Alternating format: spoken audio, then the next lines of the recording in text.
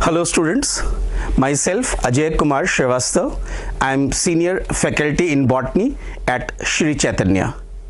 We have been discussing the aspect of molecular basis of inheritance. Until now we have studied about the structure of DNA, how DNA was found to be the genetic material, then transcription, translation, genetic code. Okay, and some other points we studied like the Wobble hypothesis and one gene one enzyme concept given by Beadle and Tatum. Today we are going to focus on the regulation of gene expression. Okay, so what is gene expression? We said that synthesizing a specific protein or enzyme by a gene is called as the gene expression. So first of all, the gene or DNA, it undergoes transcription to produce mRNA and then it undergoes translation to produce the protein or enzyme. This is called as gene expression. But do all the genes express themselves all the time? Is it so? No, it is not so. On the basis of this, we have divided the genes into two broad categories. Okay. One is the constitutive gene.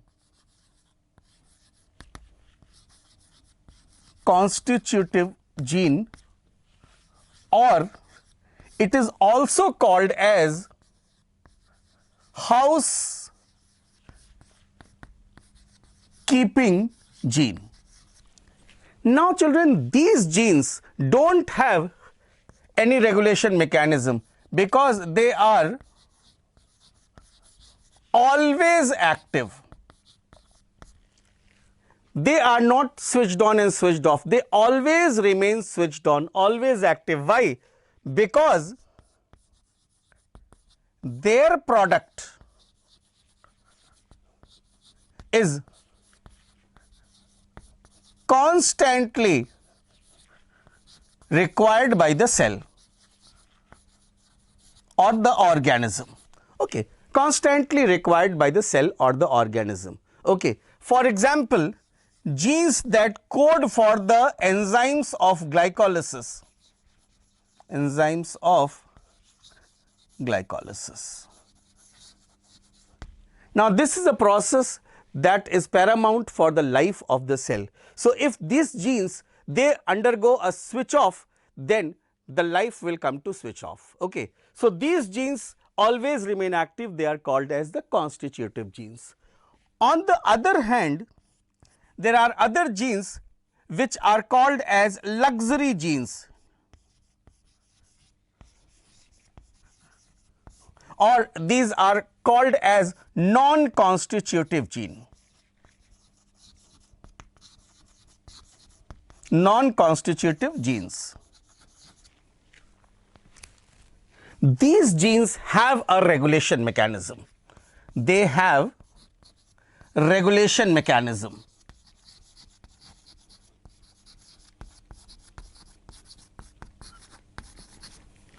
So, they are switched on and switched off as per requirement of the organism or as per requirement of the cell. So, our today's study is mainly focused on these luxury genes or non-constitutive genes. Let us see how their expression mechanism or regulation of their expression mechanism takes place. The bacterium Escherichia coli,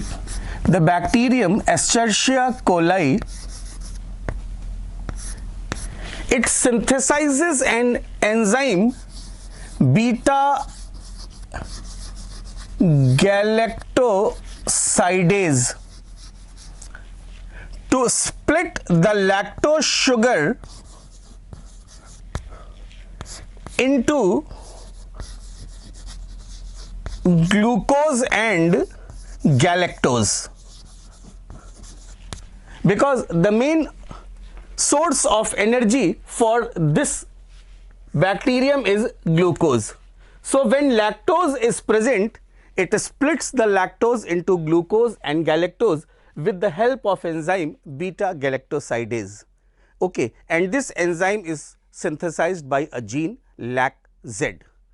Now, you see, if lactose is not present in the nearby environment, if lactose is not available to the bacterium, then there is no need for synthesis of this enzyme, because this enzyme is synthesized to split lactose into glucose and galactose. So, if lactose is unavailable to the E. coli bacterium, it will not synthesize the enzyme beta galactosidase. It means the gene that is responsible for synthesis of the beta galactosidase enzyme, that gene will be in a switch off mode, and when lactose becomes available, then to digest it into glucose and galactose, this enzyme will be synthesized. It means the gene LAC-Z that synthesizes the beta galactosidase enzyme will become active.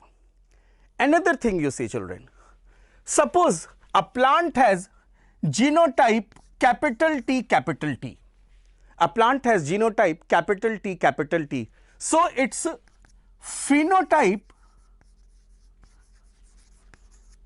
should be tall plant. But suppose this plant is adapted for temperature of 20 to 25 degrees centigrade is the optimum temperature for this plant to grow. Okay. But you are growing this plant in a cold area, in a temperate area where the average temperature is 10 degrees centigrade. So, this plant will remain short, showing poor growth, although it has the genes for tallness, but you are giving the genotype, the plant has the genotype, but you are not giving the appropriate environmental condition for this genotype to express. As a result, despite having the gene capital T, the plant will remain short. It means environment also plays an important role. So, remember children, very important point up, I am telling you that the phenotype means the external appearance of a character is the result of interaction between genotype and environment.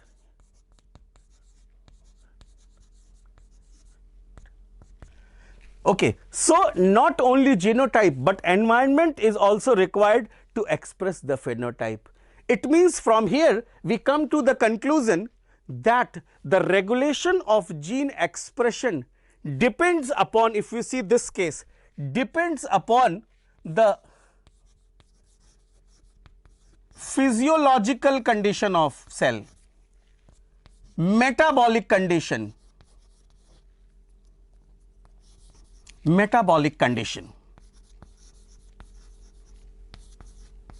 and also the environmental condition.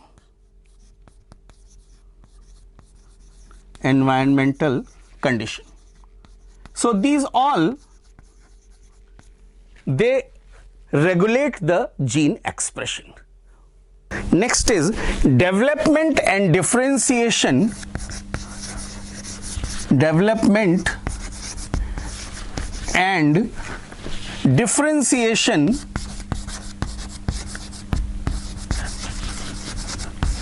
Of embryo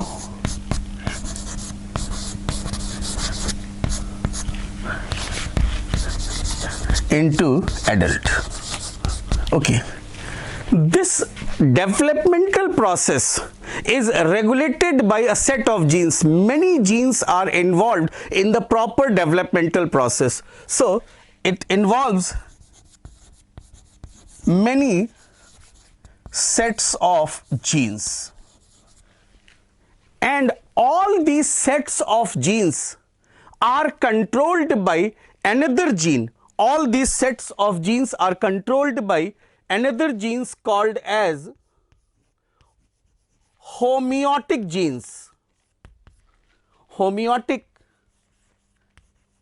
genes. Okay. So, as I said, during the developmental process, many sets of genes are involved. Okay. And all these genes are under control of a gene called as homeotic genes. So, these homeotic genes, they control that for first few weeks, suppose embryo development, that this particular set of genes will become active, all others will remain inactive. Now, after this particular week is completed, now another set of genes will become active and the first set of genes will become inactive. It means they have a memory. They have a memory that at what point of time during the development process, which set of genes have to be switched on and which set of genes have to be switched off. That is why these homeotic genes are also called as memory genes. They have a memory. Third thing, children, remember that in our houses, every room there are many switches for light, fan, AC, everything. But there is a common large switch which we call as the master switch that controls all these switches. If we switch off that switch, all other switches become irrelevant. So, since this gene is controlling thousands of genes that are involved in the developmental process, so it is working as a master switch. That is why it is also called as master switch genes. Switch gene. Okay. Now, remember, for proper development, these genes are very important. If any mutation takes place in these homeotic genes, then functioning of all the genes involved in the developmental process is disturbed and the developmental process as such is disturbed. So, this is another very good explanation of the regulation of gene expression. Now, let us see the difference between the site of regulation of gene expression in eukaryotes and prokaryotes. Let us see eukaryotes. You see, eukaryotes, there are two distinct chambers. There is a nucleus surrounded by the nuclear membrane. So, this is one chamber, and in this chamber DNA is present where transcription takes place to produce the RNA, and the another chamber outside it is the cytoplasm where the ribosomes are present that are involved in translation. It means the site for transcription and translation are different because DNA is in the nucleus and the ribosome is in the cytoplasm. Okay. So, children, first thing is that either the DNA will be allowed to undergo transcription or it will not be allowed to grow into transcription. So, first control of or first regulation of gene expression is at the transcription initiation. Okay, first level. Second, now suppose transcription took place, but remember the product of the transcription is not directly mRNA, it is hnRNA, and this hnRNA directly cannot go for translation. First of all, this hnRNA has to undergo processing. So, if the hnRNA does not undergo processing, then there will be no translation. It means second level is processing of hnRNA, whether the hnRNA will be allowed to convert into mRNA or it will be not allowed to convert into mRNA. And you know this processing involves splicing, capping and tailing. Fine. Now, suppose this hnRNA after splicing, capping, tailing, it was converted to mRNA. Okay, it was converted to mRNA. Now, the another barrier is that mRNA has been produced in the nucleus, but translation will take place in the cytoplasm. So, if this mRNA is not allowed to be transported from the nucleus into the cytoplasm, there will be no translation. So, third is the transport of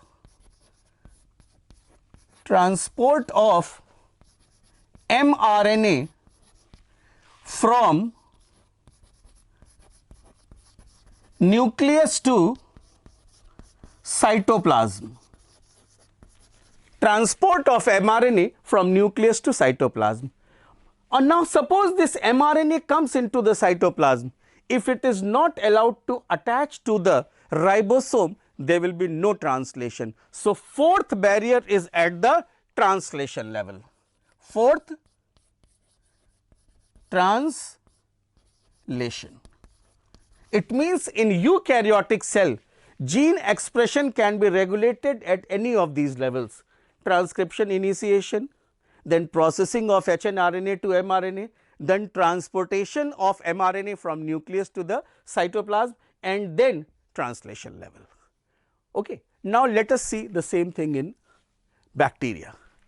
You see, in bacteria there are no two chambers.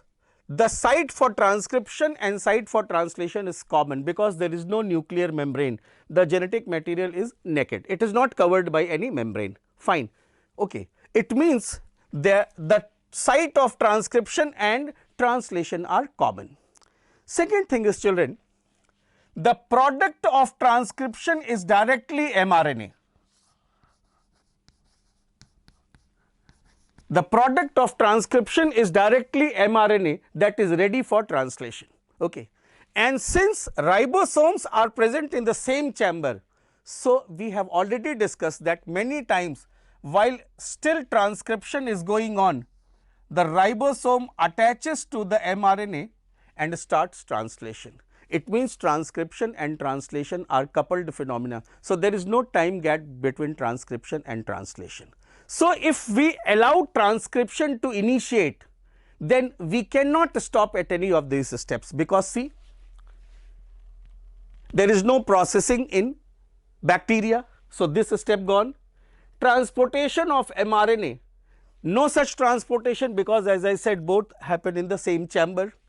And fourth, translation, not possible. Why? Because transcription and translation are coupled phenomena.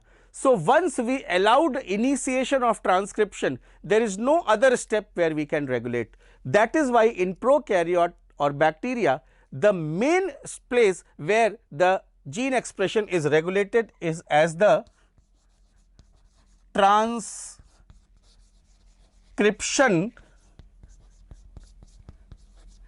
initiation level.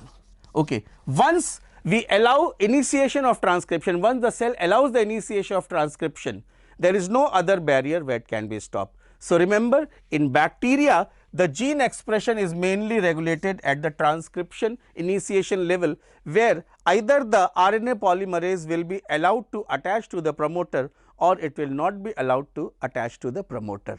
Okay. And this is regulated by another proteins. Okay. These proteins decide whether there will be accessibility of RNA polymerase to the promoter or not. How, this we will see in the further part. Now, students, there is a statement in NCERT written which I want to explain.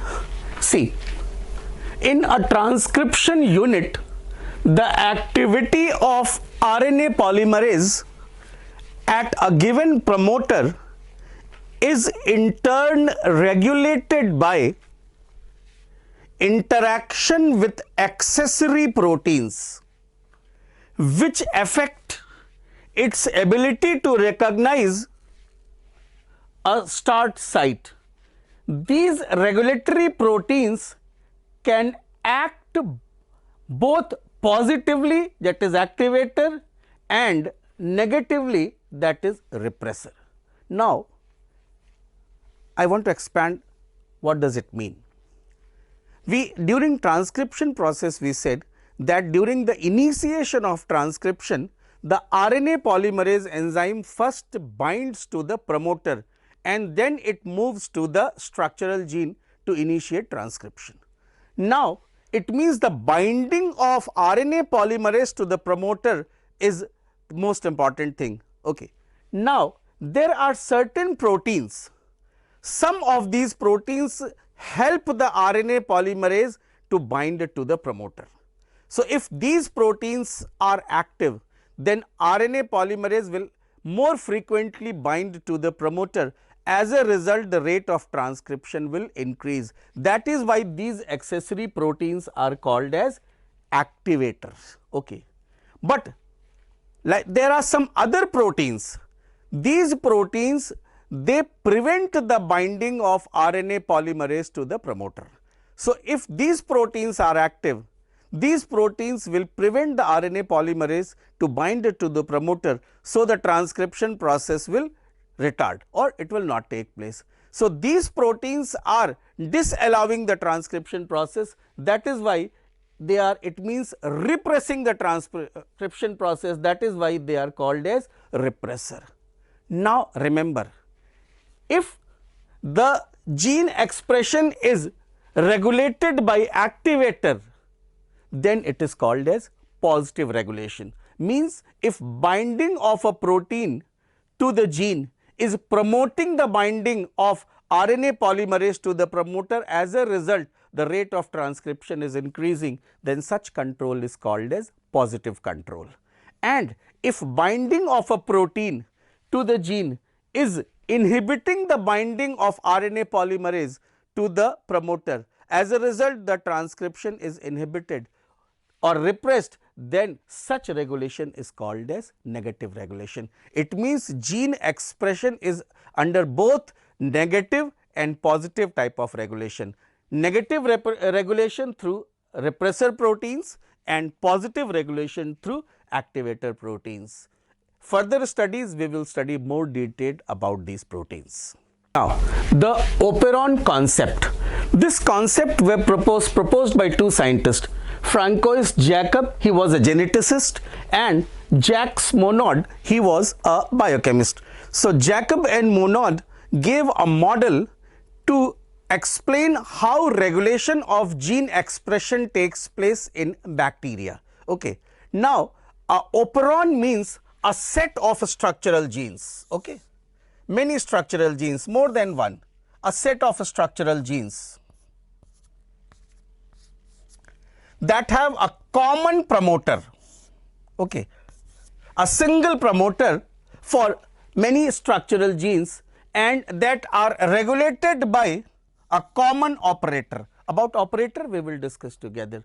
It means all these genes are either switched on together or switched off together. So they have many structural genes, promoter and their regulatory sequences. These regulatory sequences determine whether the gene will express or it will not express. Okay. The first operon, or what we call as the prototype operon, given by Jacob and Monod to explain the regulation of mechanism of genes in bacteria, was lac operon. This operon is concerned to the digestion of lactose sugar in the bacterial cell. Details about this we will study in the next episode. Right now we are going to do again some relevant questions. Our first question, the diagram shows an important concept in the genetic implication of DNA. Fill in the blanks A to C. Okay. As you can see, it was asked in NEET 2013. Now you see the diagram is of central dogma of molecular biology. Okay. And this was given by Francis Crick. And DNA to mRNA, we know this process is called as transcription, and from mRNA to protein, this process is called as translation, and proposed by, as we said, it was proposed by Francis Crick. So A is transcription, B is translation, and C is Francis Crick. Now let us search for our correct option. A, translation. So this is wrong. Here only we need not to proceed further because A is transcription. Second, A, transcription, okay, correct. B, translation, also correct. And C, F, Crick, Francis Crick, okay. It means all the three matching are correct. So this is our answer. Now let us see other options also, because we should see all the four options. A, translation. So here A, translation, this is a wrong matching, we need not to move further. 4. A, transcription, yes, A is correct. B, replication, this is wrong because this arrow shows replication. B is not replication, but B is translation. So this is also wrong, and James Watson is also wrong, it was given by Francis Crick. So without any doubt the answer is option number 2. Okay. Now, let us see the next question. A simple question.